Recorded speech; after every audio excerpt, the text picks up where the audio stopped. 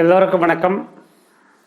ஔவை பாட்டியின் ஆத்தி சுடியிலிருந்து ஒன்றை பார்க்கலாம். ஔவை பாட்டி ஆத்தி சுடியில் முதலாக எழுதுவது எது என்றால், அறம் செய்ய விரும்பு. நமது மந்திரங்களில் ஒன்றான எல்லோருக்கும் உதவி செய்வோம் என்பதை வலியுறுத்துவதற்காக ஔவை பாட்டியார் ஆத்தி சுடியில் முதலாக எழுதுவது என்னவென்றால், அறம் செய்ய விரும்பு.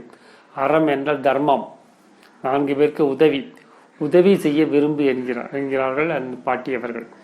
என்றால் நமக்கு நல்லது நடக்க வேண்டும் என்றால் அதுக்கு ஒரே ஒரு வழி, நாம் 4 பேருக்கு நல்லது செய்ய வேண்டும்.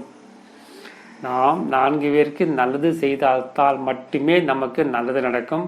கோயிலுக்கு போவதன் மூலமோ, இறைவனை வழிபடுவதன் மூலமோ, மந்திரங்கள் ஜபிப்பது மூலமோ, பூஜைகள் செய்வது மூலமோ, ஆறுகளில் குளிப்பது மூலமோ, மலைகள் ஏறுவதன் மூலமோ, கால் வலிக்க நடப்பதன் மூலமோ நமக்கு நல்லது நடக்காது.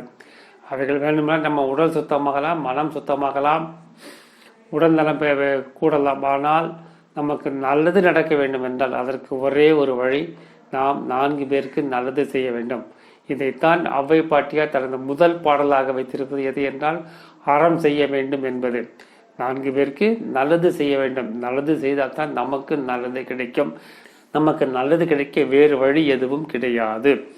நமது மந்திரம் அன்பே சிவம். அன்புடன் வாழ்வோம், கடமையை செய்வோம், இந்த நொடியில் வாழ்வோம், எல்லோருக்கும் உதவி செய்வோம், எல்லாம் சிவமயம். நன்றி, வணக்கம்.